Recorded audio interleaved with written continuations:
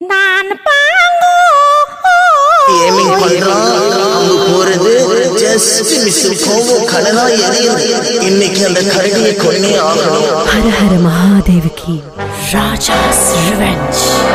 ஹர ஹர மகாதேவகி. ஊம்பிட்டு வந்த ராஜா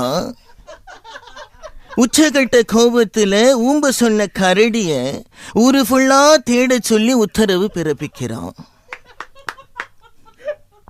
ராஜா கிட்ட நல்ல பேரு வாங்க கிடைச்ச இந்த நல்ல வாய்ப்போட போன அத்தனை பேருமே கடைசியில வாய்ப்போட்டு தான் வந்தாங்க. அதுவும் சும்மா வரல, தனக்கு சேவகம் பண்ண எல்லார் கூடவும் செல்ஃபி எடுத்துட்டு தான் அந்த கரடி அவளை விடுதலை பண்ணிருக்கு. இத கேட்ட அந்த ராஜாவோட உடம்பு கனலா எரிஞ்சாலும் தனக்கு நடந்த அவமானம் மற்ற எல்லாருக்கும் நடந்ததை நினைச்சு ஒரு சின்ன அல்ப சந்தோஷம்.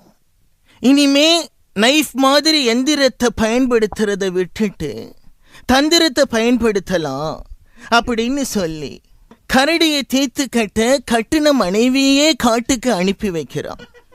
ஆம்பிள்ளைங்களையே ஊம்ப வச்சு அராஜகம் பண்ண கரடியாச்சே, ஆன்டிய பார்த்தா சும்மா விடுமா? போனவ 10 மாசத்துல அழகான கரடி குட்டியோட நாடு திரும்பிடுறான்.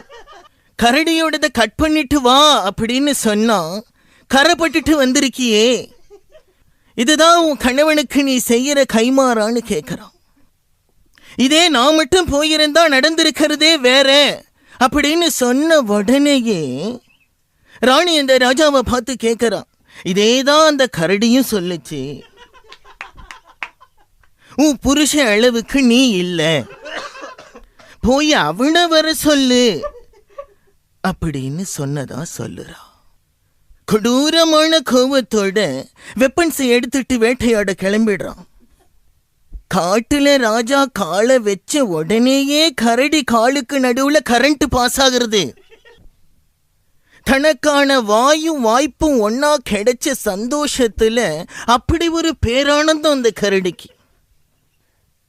கரடி கண்ணில படாம காட்டுல ஒரு புதருக்குள்ள ராஜா ஒளிஞ்சிக்கிறான்.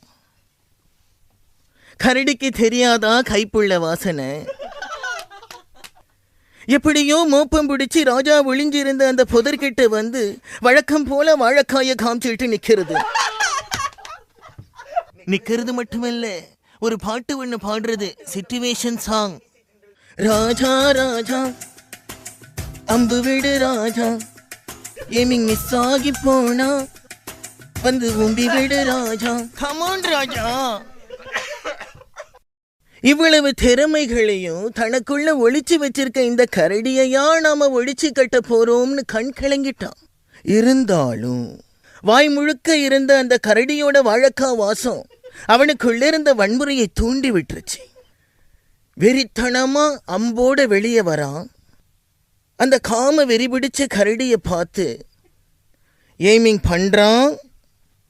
அம்பு போறது எப்படியும் நம்ம மேல படாதுன்னு அப்படி போடு பாட்டுக்கு கரடி டான்ஸ் ஆடிக்கிட்டு இருக்கு. அதே மாதிரி ஜஸ்ட் மிஸ், ஒரு நூல்ல மிஸ் ஆகி பின்னால இருந்த புலி மேல கூட படாம மறுபடியும் மிஸ் ஆகிடுறது. அப்புறம் என்னாச்சு சுவாமி? அந்த புலி ஆட்டிண்டே வந்து அந்த ராஜா முன்னால வந்து நின்று, மிஸ் ஆன அம்பே மிஸ் ஆகுதே, நீ என்ன உஷான்னு கேட்கறது. அப்புறம் என்னாச்சு சுவாமி? மண்டே அதுவுமா மண்டி போட்டவன் இன்னும் குண்டி கழுவ கூட போகல. அப்படி என்ன சுவாமி ஆச்சு? இது கூடவா உனக்கு புரியல?